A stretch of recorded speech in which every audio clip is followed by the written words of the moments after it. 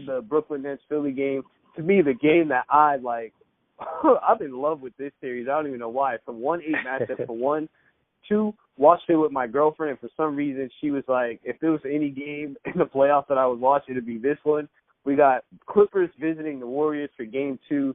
Patrick Beverly ticking off Kevin Durant, getting ejected in the third quarter. Kevin Durant was nuts for that. But this is your team. I'll let you take the reins on this. What's going to happen tonight? And what is your take on Kevin Durant?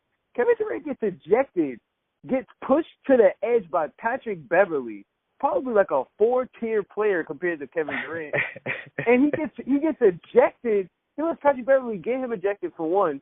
And then 2, he kind of shrugs it off like it's no big deal. This is a big deal to me. What do you think? It is no big deal. No big deal. It's the Warriors. Tell you the truth, I don't really think they're looking at the Clippers. They're looking at the finals. Curry is on. Curry is locked and loaded. If Durant gets ejected, if Durant play next game, it's fine. They will be fine. They're gonna win tonight by 15 or more. Yeah, KD was kind of acting out of character, but I believe tensions are high in that locker room still because of the looming free agency. And you watch them play, you get the sense of they're just going through the motion because they need the last ride. So I wouldn't read too much into it. They'll be fine. They're gonna go out there. They're gonna play ball. They're gonna beat anybody that comes against them.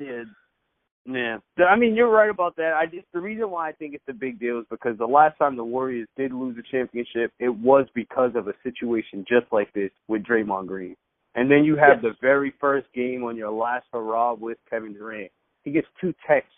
That already gives him only 4 texts to use for the entire playoffs. Once he gets that 7th, he then starts to get suspended every game after that for every other technical foul. So I think it's a big deal, especially the one good thing about this, where I'm not worried, and if you look at Kevin Durant's history, he's not prone to get technical. He doesn't get this technical year he was. often. This year he had 16. He got a few, but in the play, I don't foresee him. I don't even think he's going to get suspended. I don't think he'll reach the 4.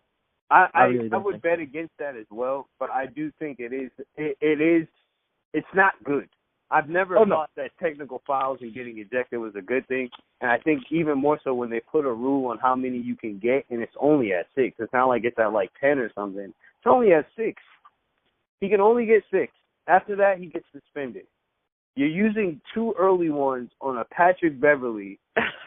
Your Patrick Beverly is a pit bull. Your Chi-Town AAU teammate that you want to just talk about so much. Why are you giving those 2 texts to him? It just doesn't make sense to me. Stephen Curry goes bananas, though, on a different note. Stephen Curry goes bananas in Game 1. 15 rebounds. Watching this game, I knew Stephen Curry was he was making a statement, man. He was making a statement. Not to get too much off topic, but watching Curry is just it's the new version of basketball. It's the new bar, and these kids, they're modeling their game after the Curry. It used to be, you take a shot and you yell Kobe, Now it's Steph, it's Curry. It's a beautiful thing to watch, and I think the Trae Youngs and all these players who shoot, they're just modeling their game after. He's really the best that ever did.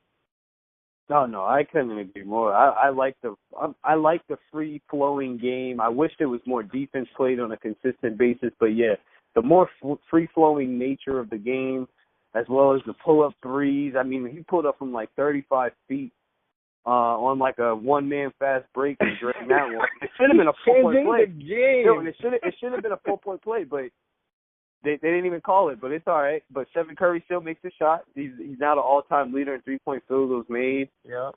And like you said, hate to get off topic, but if Kevin Durant was to leave, Stephen Curry on the Warriors by himself, woof, man, I'll even predict an MVP race for Stephen Curry next year if that was to happen. Because Steph is amazing. I couldn't agree more. I couldn't agree Nah, more. Steph is that dude. Steph is It that dude would almost be more fun to watch a Golden State team without KD. I think it'd be more enjoyable. Oh yeah, I think so too. All those 50-point nights and Clay and Steph breaking NBA records left and right. Dude, that's what that to me. It's not even. I don't even think people are sick of Kevin Durant being on the Warriors. They're sick of like how the Warriors haven't become like they're no longer a show, and they're more so just like a well-oiled machine now. Because they're too good, and the reason why Curry and Clay go for 50, 60 is to compete. They were barely winning some of these games, but now they're so good. It's boring. It's almost boring to watch because they're so good. That Bucks game was so. All right, let's get back on topic. This dude went to the Bucks game. How did you get to the Bucks game from there? Because it was boring. Oh yeah, the Bucks game. Now we can go